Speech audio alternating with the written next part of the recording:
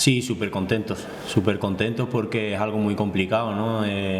No conocer la derrota en, no sé, son 7 partidos creo en casa, así, 6 victorias, eso es una locura y muy pocos goles encajados y bastantes a favor y estamos muy contentos. El trabajo al final está dando sus frutos y felices y a seguir en la dinámica que va a ser complicado mantener eso, así que estamos contentos como estamos trabajando y cómo se están dando las cosas. Sí, la categoría es muy igualada.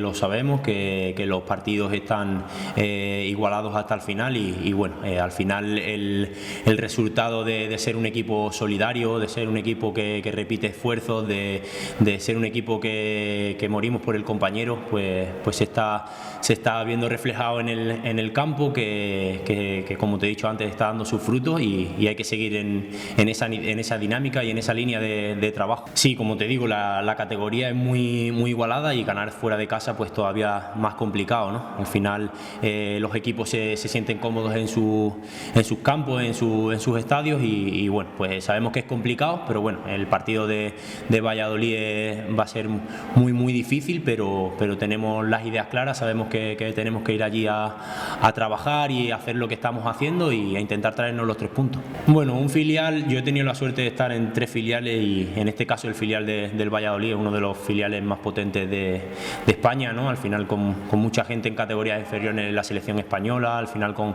gente muy joven pero con mucha proyección y con muchísima calidad. Entonces va a ser muy complicado, un partido difícil, pero bueno, como te digo, al final tenemos que centrarnos en nosotros, en seguir trabajando, en como te he dicho antes, repetir esfuerzos, ser solidarios y al final yo creo que eso dará sus frutos y bueno, sabemos que va a ser un partido complicado, pero tenemos que ir allí a darlo todo y a intentar traernos los 3 puntos. Bueno, pues estoy súper feliz, ya lo sabéis que me habéis acogido desde el primer minuto como uno más y bueno, no puedo estar más feliz. Al final el resultado en el equipo se está dando bien, en lo personal súper contento, con muchísimos minutos, con goles. Estoy feliz, no puedo pedir más y tengo ganas de seguir y que la temporada siga porque la estoy disfrutando día a día muchísimo.